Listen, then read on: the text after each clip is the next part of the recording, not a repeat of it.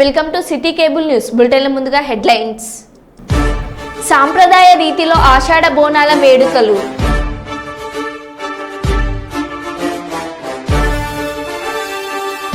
బెంగళూరులో నడి రోడ్డుపై రెచ్చిపోయిన పోకిరీలు.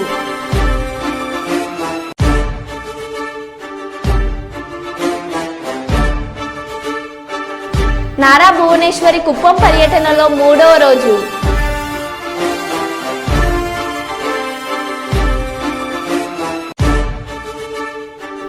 మదనపల్లి సబ్ కలెక్టర్ కార్యాలయానికి వందలాది భూమి బాధితులు.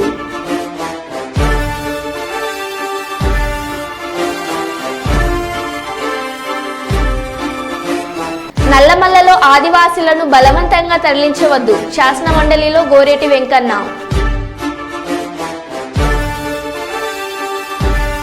కరీంనగర్ నగర శివార్లోని లోయర్ మానేర్ డ్యాంను సందర్శించిన బీఆర్ఎస్ నాయకుల బృందం.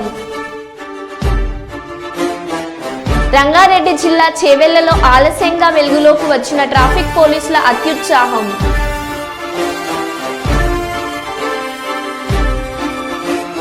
ఇక వివరాల్లోకి వెళ్తే, వరంగల్ జిల్లాలో తెరపైకి మళ్లీ కాంగ్రెస్ నాయకుడు నవీన్ రాజ్ లవ్ స్టోరీ. కలిసుంటారని హామీ ఇచ్చి మళ్లీ మొహం చాటేసిన కాంగ్రెస్ నాయకుడు నవీన్ రాజ్. బాధిత మహిళ మీడియా సమావేశం. న్యాయం చేస్తానని స్పష్టమైన హామీ ఇచ్చిన మంత్రి కొండ సురేఖ ఇప్పుడు పట్టించుకుంటూ లేదంటూ బాధిత మహిళ ఆరోపణ. తనకు న్యాయం చేయాలంటూ కాంగ్రెస్ ప్రభుత్వాన్ని విన్నపం.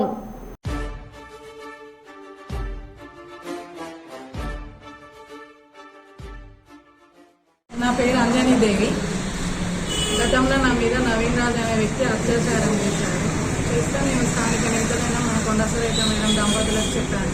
ఈ విషయం మీద వాళ్ళు ఆలోచించి నాకు న్యాయం చేస్తా, అతనితో పెళ్లి చేస్తా, అతని మీద కేసు పెట్టిస్తామా అని మేడం గారు స్థానిక ఇందిరాగంజ్ పోలీస్ స్టేషన్లో 0 ఎఫ్ఐఆర్ చేయించినాక అతను తన పలుకుబడితోనే ఆ కేసును లాకప్ ఎవిడెన్స్ చేసింది.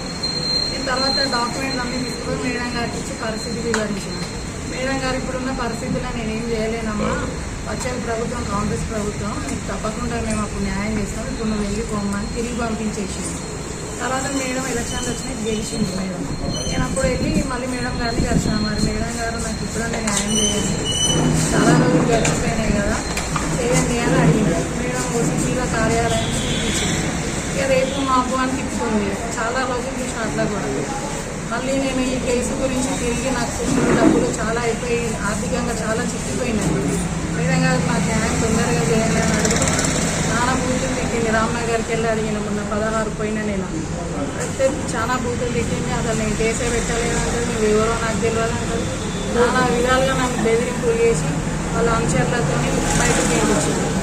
ఇక నేను వచ్చి సిపి గారికి చెప్పిన, స్థానిక సిఐ గారు ఇంద్రాగంజ్కి చెప్పిన, డీజీపీ గారికి చెప్పిన.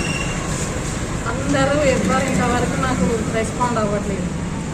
కాబట్టి నేను ప్రెస్ మీట్ పెడతానని పెట్టిన. ప్రెస్ మీట్ పెడితే కూడా చంపుదాన్ని బెదిరించింది మేడం. అట్లా కూడా కొద్ది రోజులు ఎదురు చూసిన. ఇప్పుడు ఇంకా నేను ధైర్యం తెచ్చుకొని నా జీవితం నాకు కావాలి కాబట్టి, నాకు న్యాయం కావాలి కాబట్టి వీళ్ళందరితో వీళ్ళ సహకారంతో ప్రెస్ మీట్ చేస్తున్నాను. ఇప్పటికైనా ప్రభుత్వం వెంటనే స్పందించి నవీన్ రాజ్తో నాకు తగిన న్యాయం చేసి నన్ను కాపాడి నాకు లైఫ్ సెటిల్ చేయాలని కోరుకుంటున్నాను. నమస్తే. అయ్యింది, అత్యాచారం కేసు అయింది. అదైనా లాగా ఏం చేసింది పోలీసులు అందరినీ. అది క్లోజ్ అయిపోయింది. అయితే మేడం రీఓపెన్ చేసి మళ్ళీ నాకు న్యాయం చేస్తాను. డాక్యుమెంట్లు అన్ని మేడం దగ్గరనే ఉన్నాయి కదా. ఇప్పుడు మేడం నాకు రీఓపెన్ చేసి న్యాయం చేయాలి. అతనితో నాకు లైఫ్ సెటిల్ చేస్తా అన్నారండి. పెళ్లి చేస్తా అన్నారు. అన్ని ఎవిడెన్స్ లానే ఉన్నాయి. పెళ్లి చేస్తా అంటేనే నేను కేసు కొట్టుకున్నా. ఉట్టిగా నేనే కొట్టుకున్నాను. దగ్గర పెట్టుకుంటా అన్నారు. ఇంతకుముందు ఏం హామీ ఇచ్చింది, ముందు కలిసినప్పుడు ఏం హామీ ఇచ్చింది? పెళ్లి చేస్తా అన్నది. ఇప్పుడు అసలు నువ్వు ఎవరో తెలియదంటది, నేనే కేసు పెట్టలేదంటది. అసలు గుండాకి చచ్చిపోతారు. ఆమె చాలా బెదిరింపులు చేస్తున్నారు వాళ్ళ అంశాలతో. ఎటువంటి బెదిరింపులు చేస్తున్నారు? అంటే నువ్వెవరో తెలియదు, వెళ్ళిపో, నీకు మాకు సంబంధం లేదు అంటే అక్కడ ఏసీపీ గారు భువనాలకృష్ణ సార్ దగ్గర మొత్తం ఎవిడెన్స్లు అన్నీ ఉన్నాయి. తీయాలి మనం. అదే రీఓపెన్ చేస్తే అన్నీ బయటపడతాయి. నేను డీజీపీ గారికి కూడా ఇచ్చిన, ఇంతవరకు లేదు. చూడండి, డేట్లు కూడా ఉన్నాయి. మేడిగడ్డ పర్యటనకు వెళ్తున్న బీఆర్ఎస్ ఎమ్మెల్యేలు ఎమ్మెల్సీలు మార్గం మధ్యలో కాళేశ్వరంలోని ముక్తేశ్వర స్వామిని దర్శించుకున్నారు. ముక్తేశ్వర స్వామి దేవస్థానంలో భారత రాష్ట్ర సమితి వర్కింగ్ ప్రెసిడెంట్ కేటీఆర్ సహా ఎమ్మెల్యేలు ఎమ్మెల్సీలంతా ప్రత్యేక పూజలు చేశారు. బీఆర్ఎస్ నాయకుల బృందానికి ఆలయ అర్చకులు నిర్వాహకులు ఘనస్వాగతం పలికారు. హారతి కార్యక్రమం నిర్వహించి స్వామివారి ఆశీస్సులు అందించారు. కాళేశ్వర ముక్తేశ్వర స్వామి ప్రశస్యాన్ని బీఆర్ఎస్ నాయకుల బృందానికి అర్చకులు వివరించారు. రాష్ట్రం చల్లగా ఉండాలని, అందరూ బాగుండాలని స్వామివారిని కోరుకున్నట్లు బీఆర్ఎస్ నేతలు తెలిపారు.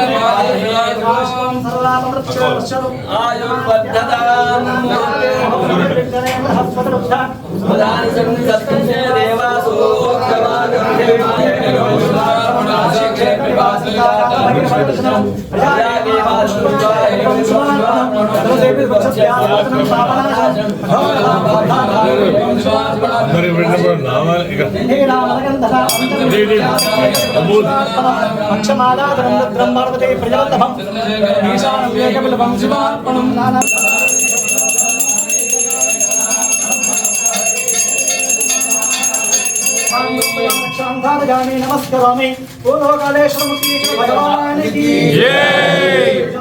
महादेवाय धीमहि कन्याकुमार धीमहि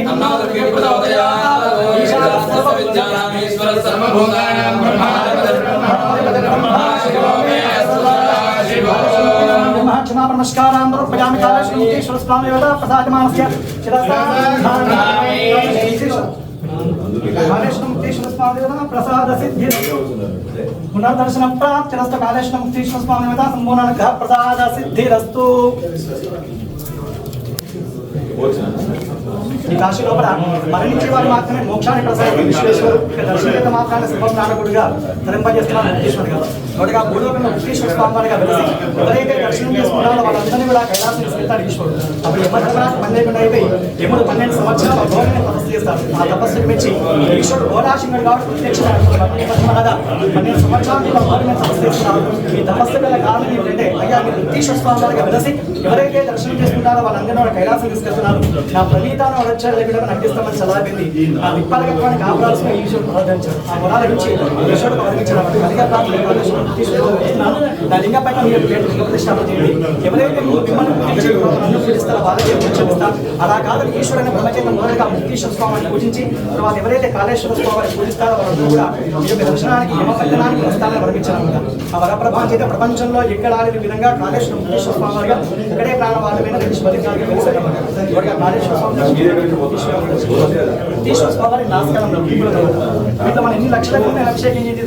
జయశంకర్ భూపాలపల్లి జిల్లా మేడిగడ్డ ప్రాజెక్టును సందర్శించిన working president KT Rama Rao, BRS బృందం, ఎమ్మెల్యే, ఎమ్మెల్సీ నాయకులు.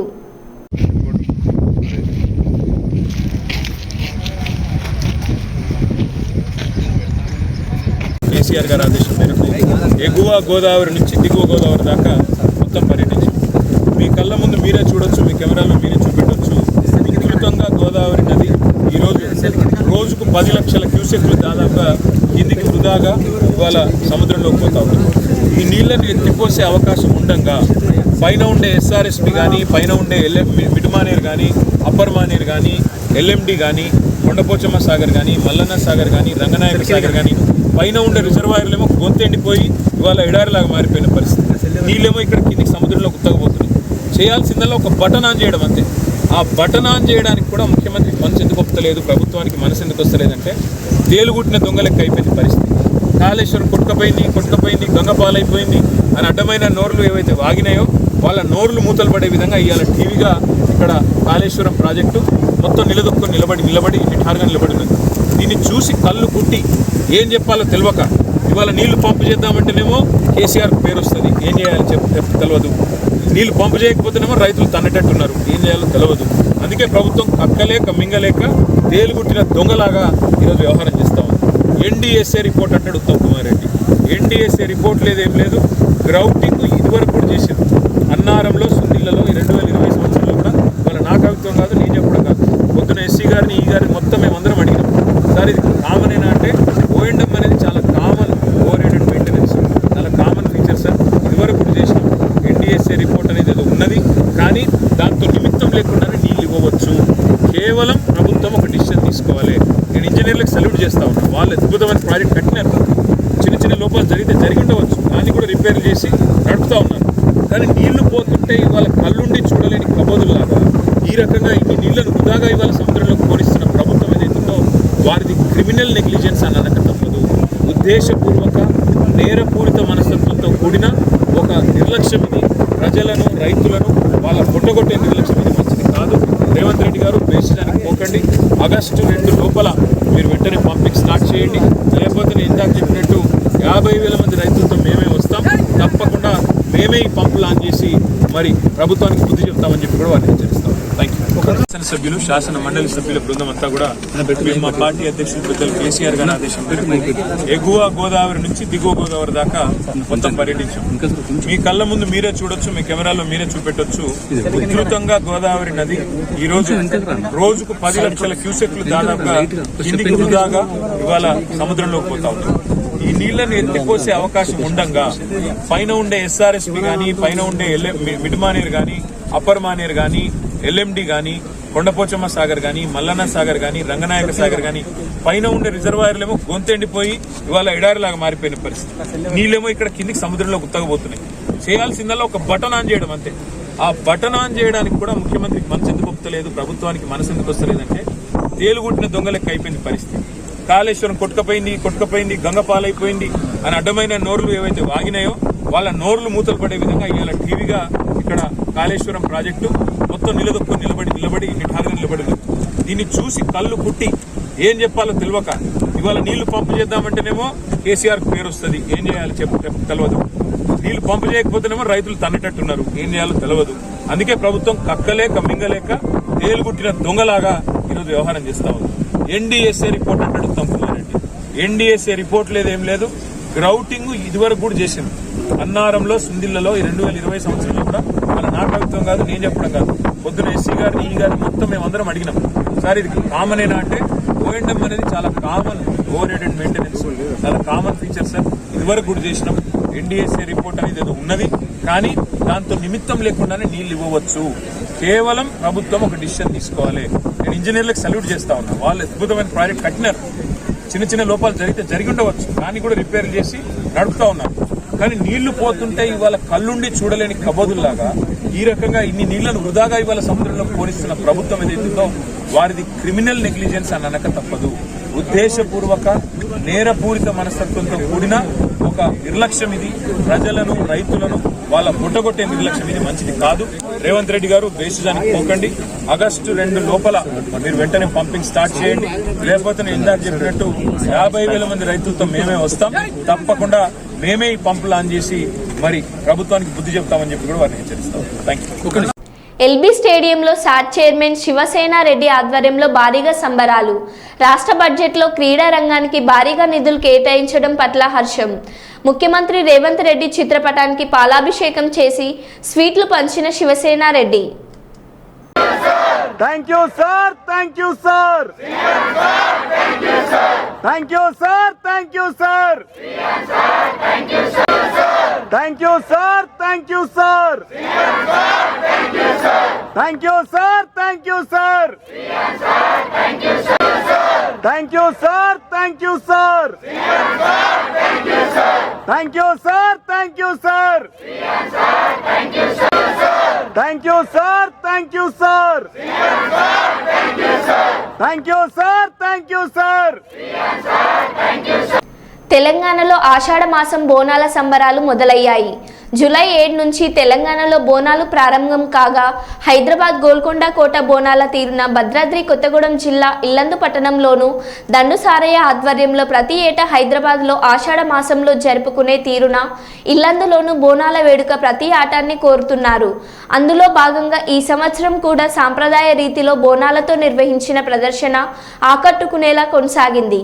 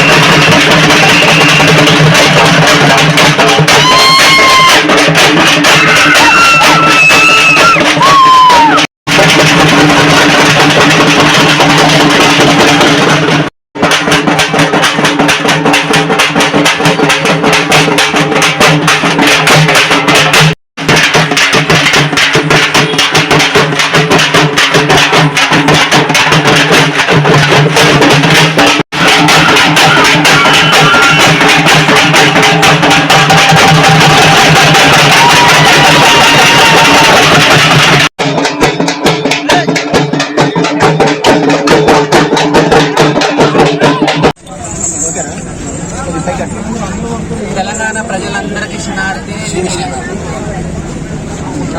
మా తమ్ముడు పోతల అశోక్ అర్థం చెప్తుండే మీ అందరికీ. పట్టణ ప్రజలందరూ, రాష్ట్ర ప్రజలందరూ ఆరోగ్యంతో, భోగ్య భాగ్యంతో, శుభ సంతోషాలతో అందరూ బాగుండాలని పోషమ్మకి, పెద్దమ్మకి, పోలేలమ్మకి, మాంకాలమ్మకి అందరికీ మనం బోనాలు చేస్తూ ఉంటాం. ఫస్ట్ బోనం మనకి గోల్కొండ బోనాలు అయితే, ఆ తర్వాత బలకంపేట ఎల్లమ్మకి అయితే, ఆ తర్వాత ఉజ్జయిని మాంకాలి తర్వాత ప్రతి పట్టణంలో, ప్రతి ఊర్లో, ప్రతి పల్లెలో బోనాలు జరుగుతూ ఉంటే ఆ బోనాల సంబరాలకి శివశక్తులే ముందుండి బోనాలు నడిపిస్తూ ఉంటారు. ఊరు బాగుండాలి, పల్లె బాగుండాలి, పల్లెలో ఉన్న ప్రజలు బాగుండాలని చెప్పేసి అని చేస్తూ ఉంటాం. మా జోగులు శివశక్తులకి కొంచెం గుర్తించుకోవాలి. అందరూ మర్యాద ఇచ్చి, మీ ఇంట్లో ఒక ఆడపిల్ల అయితే ఎలా ఉంటుందో అలానే భావించి, మాలాంటి వాళ్ళు పుట్టిన వాళ్ళని ఎవరిని మీరు ఇబ్బంది పెట్టకుండా మంచిగా చూసుకోవడం మనస్ఫూర్తిగా కోరుకుంటున్నా. నేను ఇల్లెందు సాయి సారిగా మాట్లాడుతున్నా. నేను ప్రజల కోసం ఇలా పుట్టే అమ్మవారు వచ్చిన తర్వాత ప్రజల కోసం ఏదో మా సంతోషానికి, మా ఆటకు సంతోషం కోసం మాకు ఏదో కావాలని ఈచాలు వేసుకోవడానికి ఇలా వేసుకుంటాం. కొంతమంది దుర్మార్గులు చాలా విధాలుగా మా గురించి చెడుగా మాట్లాడుతారు. దయచేసి అలా మాట్లాడకండి. మేము అమ్మవారు వచ్చేవాళ్ళం, అమ్మవారిలా అని ఉంటాం. ఇప్పుడు ఇలా అమ్మవారిలా ఉండి తర్వాత పైన షర్ట్ వేసుకొని కొంతమంది ఉంటారు, కొందరు లొంగి టీ షర్ట్ వేసుకొని, కొందరు లాల్చి పజామా వేసుకొని రకరకాలుగా ఉంటారు. దాన్ని మాత్రం మీకు కించపరిచినందుకు మీరే నష్టపోతారు. గుర్తుపెట్టుకోండి అందరూ.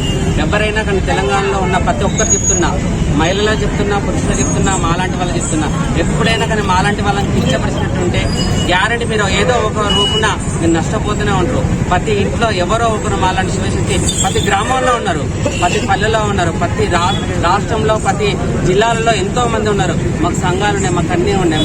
మాకున్న గౌరవం ఎవరికి ఉండదు. కానీ మీరు మా ఇంటి పక్కన, ఈ చుట్టుపక్కల ఉన్న వాళ్ళే మాలాంటి వాళ్ళని కించపరుస్తూ ఉన్నారు. దయచేసి మీ ఊర్లో ఎవరు మాలాంటి వాళ్ళు ఉన్నా కానీ వాళ్ళని గౌరవించండి, మర్యాదగా చూసుకోండి, మంచి చేయండి. అమ్మవారిని ఎలా చూస్తున్నా మమ్మల్ని అలా చూసుకుని అందరికీ బాగుంటుంది. నేను మంచి చెప్తున్నా. మాలాంటి వాళ్ళు ఉన్న ఊరు కానీ, పల్లె కానీ, ఏదైనా కానీ పచ్చగానే ఉంటుంది, కానీ ఎప్పుడు ఇబ్బందిలో ఉండవు. ఈ ఆషాఢ మాసం, శ్రావణ మాసంలో అనారోగ్యంతో ఉంటుంది కాబట్టి ప్రతి ఇంటి నుంచి అమ్మవారికి శాఖ నైవేద్యం తీసుకెళ్లి వేపాకులతోనే అమ్మవారికి పెడితే ఎలాంటి కానీ రోగాలు రాకుండా ఉంటాయని కోరుకుంటున్నా ప్రతి ఒక్కరు.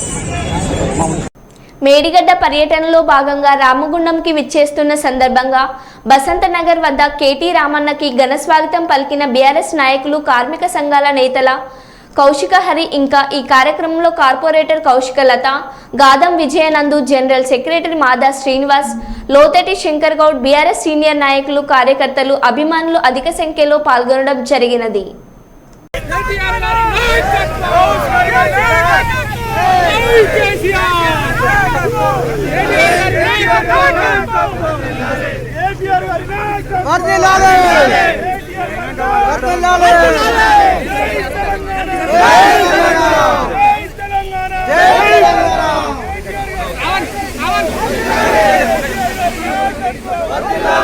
బెంగళూరులో నడి రోడ్డుపై రెచ్చిపోయిన పోకిరీలు, రోడ్డుపై వెళ్తున్న కార్లను తన్నుతూ బూతులు తిడుతూ రెచ్చిపోయిన యువకులు, స్కూటీలతో ప్రమాదకర స్టంట్స్ చేసిన పోకిరీలు.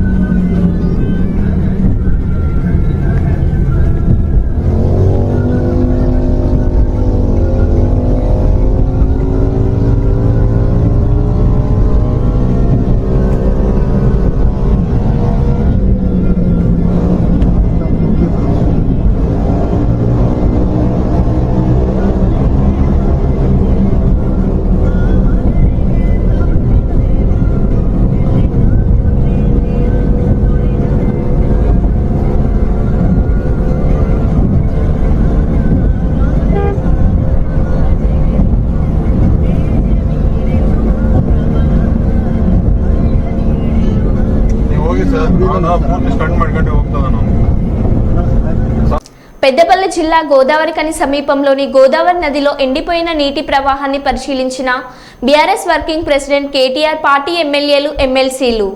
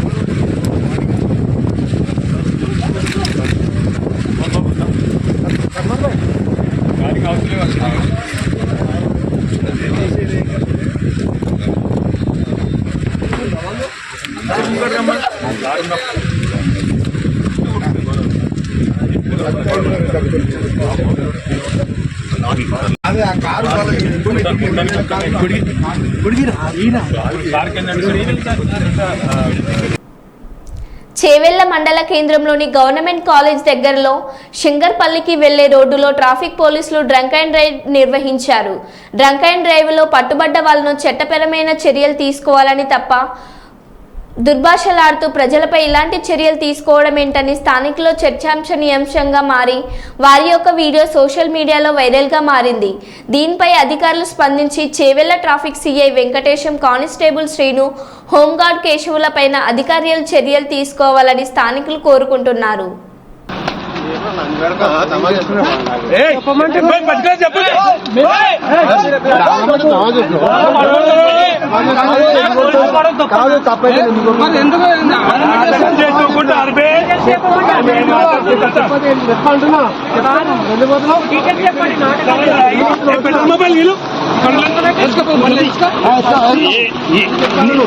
నీకే తోయలేదు చెప్పాలంటున్నా సార్ టైలర్ పోతుందని చెప్పాలి.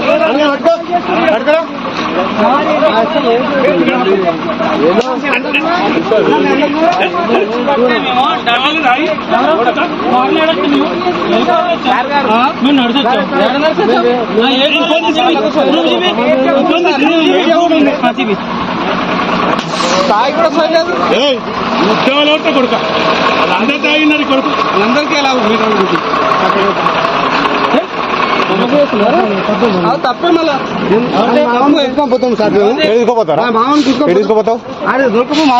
ఏం మాట్లాడతావు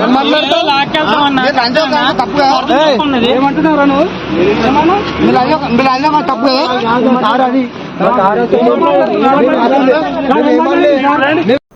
కేటీఆర్ ను కలిసిన గోదావరికని సింగరేణి క్వార్టర్ల కూల్చివేత బాధితులు. రామగుండం ఎమ్మెల్యే రాజ్ ఠాకూర్ మక్కన్ సింగ్ అరాచక పాలన చేస్తున్నాడని ప్లకార్డులు ప్రదర్శించిన బాధితులు. Godavarikhani Lakshmi Nagar shopping complex development అంటూ సింగరేణి క్వార్టర్లు కూల్చివేశారని కేటీఆర్ కు మొరపెట్టుకున్న బాధితులు. 82 క్వార్టర్లకు కరెంటు నీళ్లు కట్ చేసి ఇబ్బందులకు గురి చేసి క్వార్టర్లు కూల్చివేశారన్న బాధితులు. మాకు జరిగిన అన్యాయంపై అసెంబ్లీలో చర్చించాలని కేటీఆర్ ను వేడుకున్న బాధితులు. సానుకూలంగా స్పందించిన కేటీఆర్ గతంలో 70 ఏళ్లలో ఏ ప్రజాప్రతినిధులు ఇలాంటి పనులు చేయలేదని బాధితుల ఆవేదన.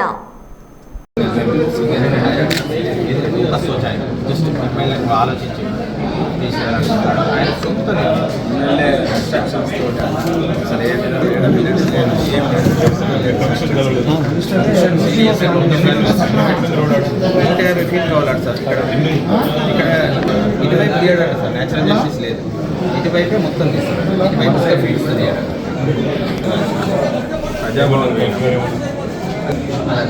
కాల్స్ మ్యాటర్ అండి. ఏదైనా బడ్జెట్ అలొకేషన్ లేకపోతే ఏదైనా సార్ వాళ్ళు అంటున్నారు మాన్పూల్ ఎమ్మెల్యే రామగుండం కాన్స్టిట్యూన్సీ మొత్తం చేయాలి సింగిల్ పర్సన్ ఇక్కడ ఏమంటారు request to remove road winding and walking and construction of shopping complex ఇక్కడ 2000 ఏసీబీకి చిక్కిన పాల్వంచ టౌన్ ఎస్ఐ పానాల రాము. ఓ కేసు విషయంలో శ్రావణి అనే మహిళ నుండి 20,000 లంచం డిమాండ్ చేసిన ఎస్ఐ బి రాము. కేసు వాదిస్తున్న లాయర్ లక్ష్మారెడ్డి ఏసీబీకి ఫిర్యాదు చేయడంతో రంగంలోకి దిగిన ఏసీబీ తన ఇంటి వద్ద 20,000 లంచం తీసుకుంటుండగా రెడ్ హ్యాండెడ్గా పట్టుకున్న ఏసీబీ అధికారులు.